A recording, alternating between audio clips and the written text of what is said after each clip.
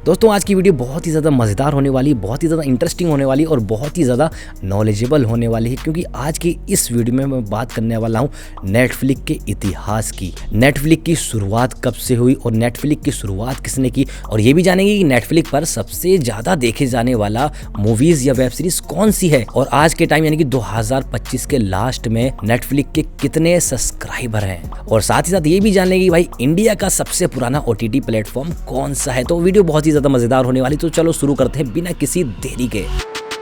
तो दोस्तों नेटफ्लिक्स की जो शुरुआत है 1997 में हुई, और इसकी शुरुआत रीड हेस्टिंग और उनके साथी मार्क रेडोल्फ ने की। जब नेटफ्लिक्स की शुरुआत हुई थी तो उस पर कोई ऐसे कंटेंट नहीं आते थे, मूवी वेब सीरीज वगैरह नहीं आती थी। इस पर क्या होता था कि ये एक वेबसाइट थी जिस पर लोग मूवीज की DVD रेंट पर लिया करते थे। तो नेटफ्लिक्स का काम ये था कि आप कोई भी DVD सेलेक्ट कर लो कि मुझे ये DVD चाहिए, तो नेटफ्लिक्स आपको वो DVD पहुंचा देता था। फिर उस मूवी को देखकर वो DVD वापस नेटफ्लिक्स को पहुंचानी होती थी। लेकिन एक बार की बात है कि रीड हेस्टिंग अपने आसपास की दुकान से एक DVD लेकर आते हैं और मूवी देखते हैं, और किसी कारण से वो DVD वापस करने में लेट हो जाते हैं। तो उस दुकानदार ने उनसे $40 का जुर्माना लिया था, यानी कि लेट फीस ली थी। इसी वजह से इनके माइंड में एक आइडिया आया और इन्होंने नेटफ्लिक्स को चालू किया, और वहाँ पर कोई भी लेट फी नहीं थी, जिसकी वजह से ये लोगों में बहुत ही ज़्यादा पॉपुलर हो गया। घर बैठे उनको DVDs मिल जाती थी, कहीं आने जाने की जरूरत नहीं पड़ती थी।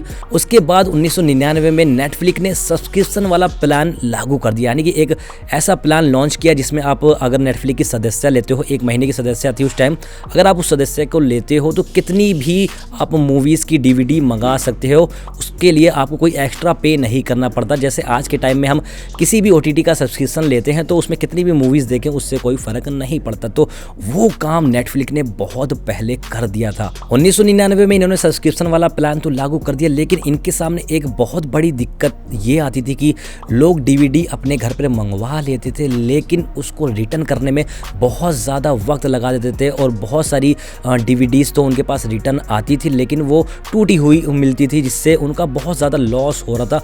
इसी वजह से सन 2000 में नेटफ्लिक्स की बिकने की नौबत आ गई थी। रीड हेस्टिंग और मार्क रेडोल्फ को लगा कि हमें अब लॉस हो रहा है, अब हम नेटफ्लिक्स को आगे नहीं बढ़ा सकते, तो उन्होंने इसको बेचने का फैसला लिया और वो गए ब्लॉकबस्टर के पास। ये एक कंपनी थी जो DVDs वगैरह उस टाइम बेचा करते थे, DVDs उन्हीं के नाम पर आया करती थी US में। नेटफ्लिक्स ने अपना जो सेल प्राइस था वो $50 मिलियन का रखा, लेकिन ब्लॉकबस्टर ने उसको मना कर दिया कि हम आपको नहीं खरीद पाएंगे, हम आपका कंटेंट या आपकी DVDs वगैरह नहीं ले पाएंगे। यहाँ से निराश होने के बाद नेटफ्लिक्स ने हार नहीं मानी, वो लगातार अपनी कमजोरियों पर काम करते रहे, और 2007 में नेटफ्लिक्स ने अपनी वीडियो स्ट्रीमिंग की सेवा शुरू की, यानी कि अब नेटफ्लिक्स पर हम वेब सीरीज और मूवीज को देख सकते थे। अब DVD का वो दौर भी चला गया था, तो नेटफ्लिक्स पर आप घर बैठे सब्सक्रिप्शन लेके सारी चीजें देख सकते थे। और यही वक्त था, यानी कि 2007 ऐसा वक्त था नेटफ्लिक्स का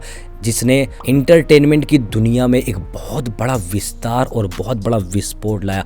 नेटफ्लिक्स हर जगह धीरे धीरे करके पॉपुलर होने लगा। आज की अगर मैं बात करूं तो 190 देशों में या उससे भी ज़्यादा नेटफ्लिक्स को देखा जा रहा है, यानी कि 190 देशों में नेटफ्लिक्स चलता है। और इसके सब्सक्राइबर की अगर बात करूं तो 300 मिलियन से ज़्यादा इसके सब्सक्राइबर, यानी कि भाई साहब नेटफ्लिक्स को अब कोई टक्कर नहीं देने वाला। नेटफ्लिक्स OTT की दुनिया में बहुत ज़्यादा आगे निकल चुका है। और वहीं अगर मैं बात करूं 2013 में नेटफ्लिक्स डिपेंड था दूसरे कंटेंट क्रिएटर पर, यानी कि उसको मूवी रेंट पर लेनी पड़ती थी, वेब सीरीज रेंट पर लेनी पड़ती थी, या उसके राइट्स लेने पड़ते थे, बहुत सारी चीज़ें करनी पड़ती थी। हालांकि अभी भी वो सारी चीज़ें नेटफ्लिक्स करता है, लेकिन नेटफ्लिक्स ने 2013 से अपने खुद के कंटेंट बनाना भी शुरू कर दिया था। सबसे पहला उसका जो कंटेंट आया था वो इसकी एक वेब सीरीज थी जिसका नाम था हाउस ऑफ कार्ड। और आज के टाइम पे नेटफ्लिक्स के बहुत सारे कंटेंट ऐसे हैं जो खुद के हैं, जैसे आपने स्ट्रेंजर थिंग्स देखी होगी, द क्राउन देखी होगी, स्क्विड गेम देखी होगी, और यहाँ तक कि मनी हाइस्ट भी आपने देखी होगी। मूवी की अगर बात करूँ तो रेड नोट हो गई, बर्ड बॉक्स, द आयरिशमैन, और भी बहुत सारी मूवीज और वेब सीरीज है। मैं नाम बताने बैठूंगा तो बहुत ज्यादा वीडियो लंबी हो जाएगी। तो ये सारी मूवीज सीरीज और वेब सीरीज